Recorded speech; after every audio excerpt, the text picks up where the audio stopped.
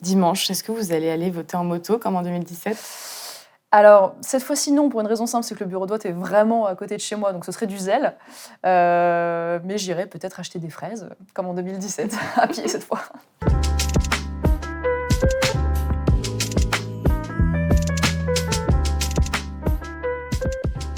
Marion Maréchal, bonjour. Bonjour.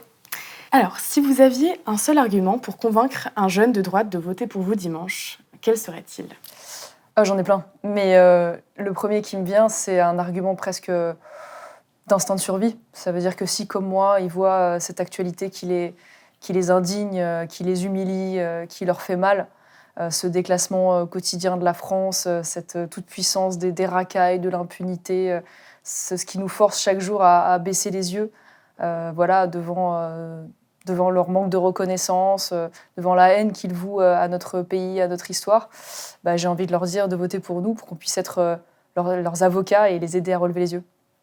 Campagne sportive et assez intense. Vous avez fait du surf, de l'équitation. Vous vous préparez aux Jeux Olympiques.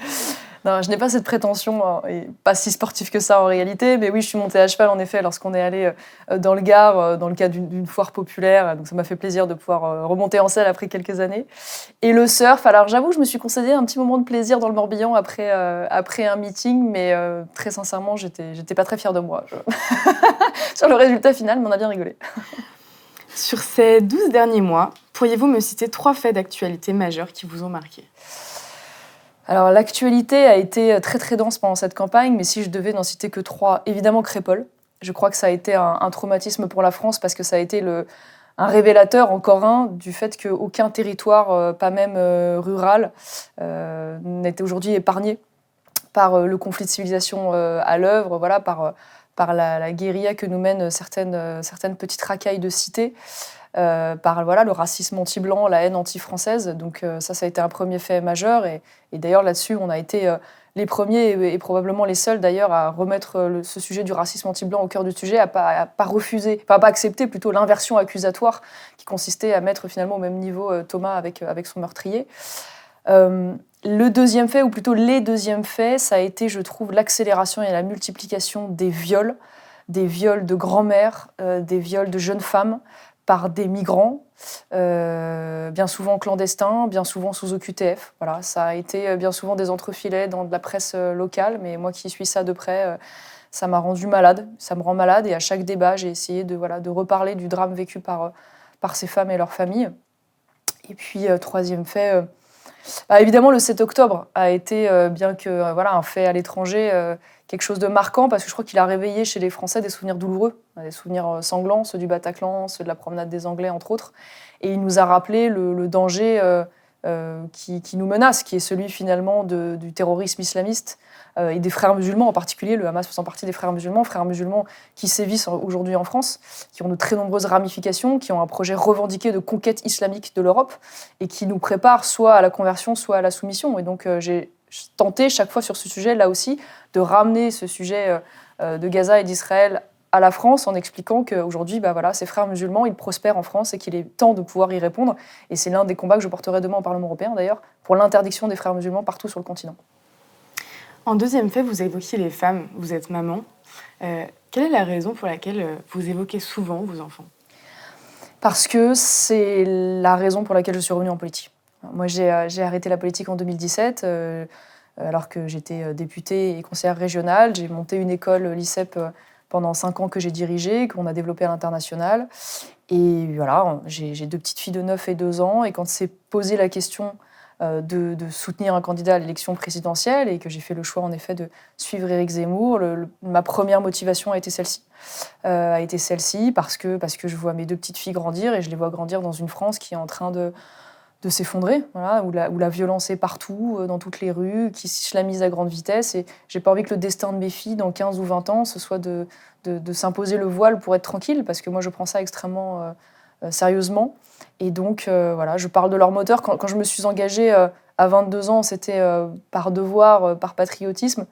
Quand je me suis réengagée, j'ai envie de dire, aux dernières élections présidentielles, c'était aussi et avant tout par amour pour elles.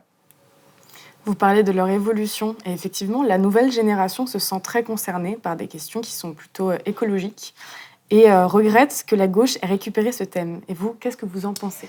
Je le comprends parce que d'une certaine manière, défendre ses paysages, sa biodiversité, son terroir, la nature qui nous entoure et qui est si belle en France, c'est aussi un combat identitaire. Voilà, c'est évidemment l'environnement naturel dans lequel on évolue et qui nous a façonné en tant que peuple, qui a aussi façonné notre imaginaire, nos modes de vie, notre art de vivre, nos savoir-faire.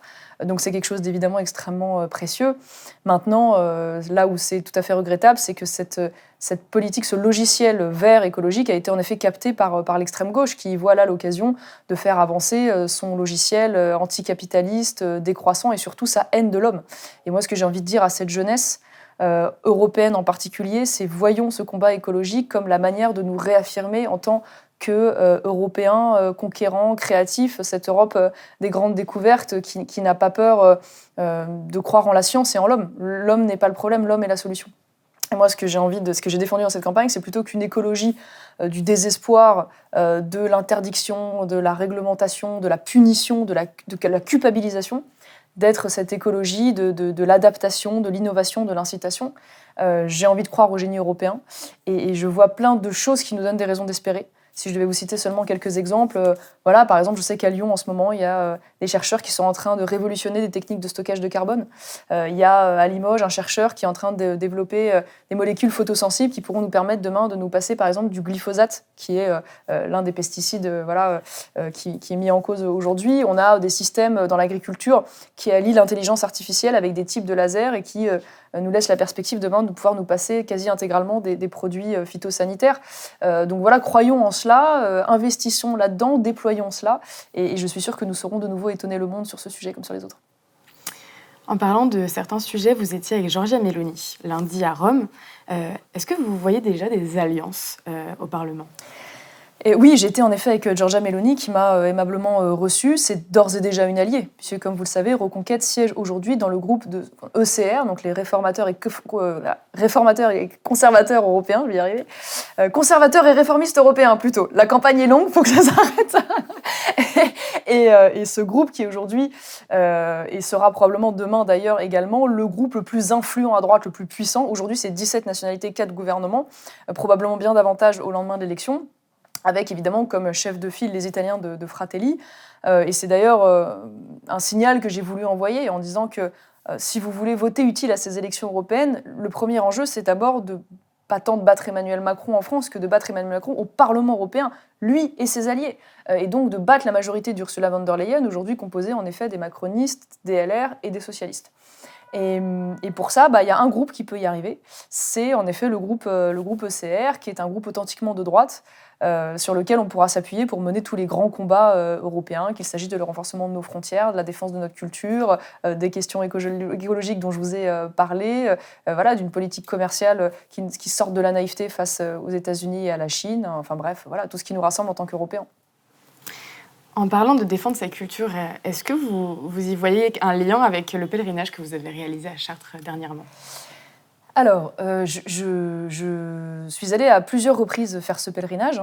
J'y étais également l'année dernière. Je n'ai pas voulu m'interdire d'y aller justement parce que j'étais en campagne électorale. Je n'ai pas honte de la foi qui m'anime et d'être catholique. Par ailleurs, c'est toujours un moment revigorant sur le plan personnel et spirituel, évidemment.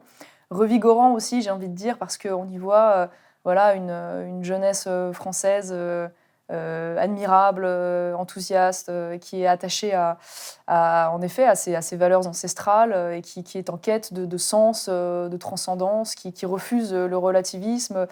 Voilà, il y a quelque chose de très, très exaltant, et donc ça a été un moment de ressourcement personnel, et j'y vois aussi un petit signe providentiel quand on voit que ce pèlerinage d'année en année s'agrandit et est de plus en plus hétérogène dans les profils qui aujourd'hui s'y joignent, quand on voit qu'il y a une explosion de baptêmes chaque année. D'une certaine manière, voilà, la fille aînée de l'Église n'a pas dit son dernier mot, manifestement. Après des élections non-stop, est-ce qu'il y a du repos qui est prévu cet été ? J'ai envie de vous dire que je suis en tension sur le sujet, parce que d'une certaine manière, oui, j'aimerais bien là, me mettre les deux pieds en éventail, et en même temps, j'espère que non. J'espère que non, parce que si demain nous sommes élus, il y aura beaucoup de travail, justement, pour préparer la constitution des groupes, la nouvelle majorité que j'espère de droite au Parlement européen, et puis nous serons amenés à siéger très rapidement, mois de juillet compris. Donc voilà, au contraire, le travail commence après le 9 juin. Dimanche, est-ce que vous allez aller voter en moto comme en 2017 ? Alors, cette fois-ci, non, pour une raison simple, c'est que le bureau de vote est vraiment à côté de chez moi, donc ce serait du zèle. Mais j'irai peut-être acheter des fraises, comme en 2017, à pied cette fois. Merci beaucoup, Marie-Michel. Merci à vous.